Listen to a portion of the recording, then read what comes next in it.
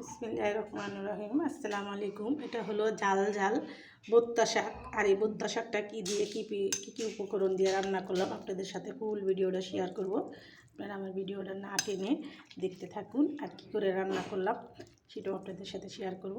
আপনারা দেখতে থাকুন। দেখেন, দেখতে যেমন লোভনীয়, খেতেও খুব সুস্বাদু।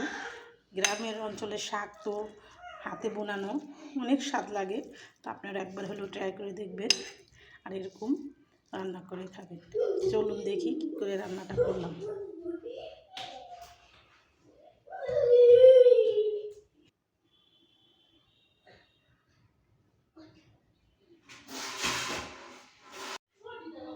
কুটা বাছা শেষ করে রান্না করতে আসলাম।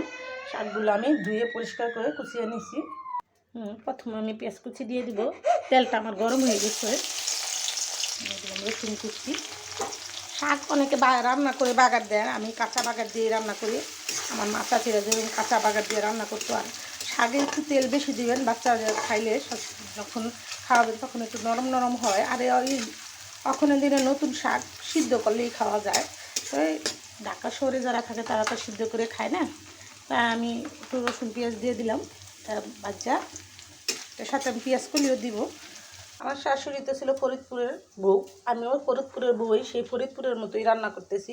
এখানে আমি পেঁয়াজ কলিটা দিলাম, বেশি করে একটু পেঁয়াজ কলি দিলাম। এটার সাথে রসুনের পাতাও দেয়। তা আমি রসুন পাতা পাবো কোথায়? এটা আমার বিয়াই আনছে এই দিনাজপুর থেকে। কতটুকু ভালোবাসলে মানুষ গ্রাম থেকে এরকম বয়ে নিয়ে আসে আর জানে আমি অনেক পছন্দ করি, তার জন্য আমার বিরিয়ানিটা নিয়ে আসছে। আর এটা আমি বেশি লাল লাল করবো না, এখানে আমি শাকটা দিয়ে দিব।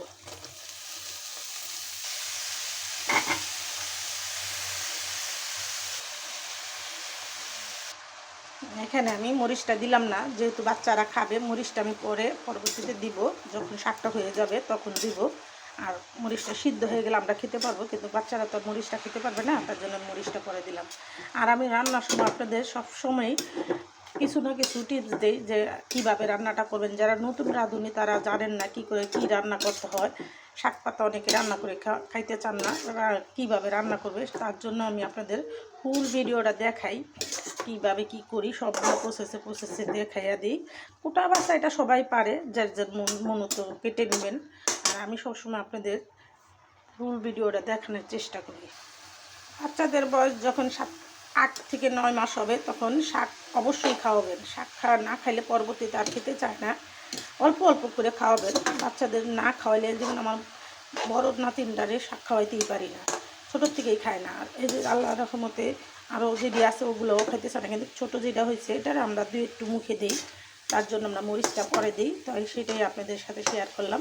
এটা একটা টিপস যা অনেকে জানেন না, যারা নতুন মা হয়েছেন তারা তো অবশ্যই জানেন না। তাই মরিচের অংশটা পরে দেবেন। আপনারা যত ইচ্ছা জাল খান, কিন্তু সেটা আপনারা মরিচ হয়তো লাল মরিচ একটু বাইজা নিতে পারেন, আর নাইতে আস্ত কাঁচা মরিচ পরবর্তীতে দিয়ে নিতে পারেন। তো আমি সেটাই করব। এই শাকটা রান্না করতে আমার আরও 5 মিনিট সময় লাগবে। ফিরে আসবো 5 মিনিট পর। ফিরে আসলাম 5 মিনিট পরে। দেখেন শাক কতটুকু হয়ে গেছে। এখন আমার নাতিদিন লেগে কিছুটা উঠিয়ে রেখে আমি কাঁচামরিচ দেবো। আমি একটু উঠিয়ে রাখলাম আর দিয়ে দেবো কাঁচামরিচ।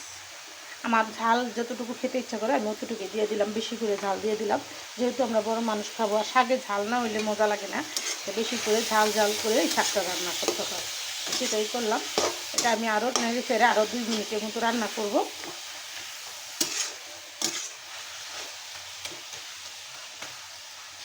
শাক ভাজিটাতে আমি কী উপকরণ দিয়ে কীভাবে রান্না করলাম ফুল ভিডিওটা আপনাদের সাথে শেয়ার করলাম। আপনারা ওইরকম করে রান্না করে খাবেন। আর নতুন নতুন ভিডিও পেতে আমার সাথেই থাকবেন। এই শাকটা আমি আরও 2-3 মিনিট রান্না করব। দেখেন একটু পানি পানি আছে, এটা আমি টানিয়ে ফেলবো। যারা একটু ঝোল ঝোল খেতে চান তারা অবশ্যই একটু ঝোল ঝোল রাখবেন। আমি আর একটু টানাবো।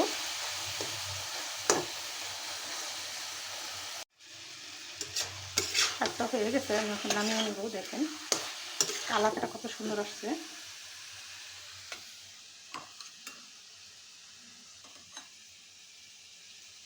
তো হয়ে গেল আমার এটা একবারই ভুট্টা শাক ভাজি করা। আর এটা কী কী মশলা দিয়ে ভাজি করলাম সবটা পুরোটা আপনাদের সাথে শেয়ার করলাম। আপনারা ওইরকম করে রান্না করে খাবেন।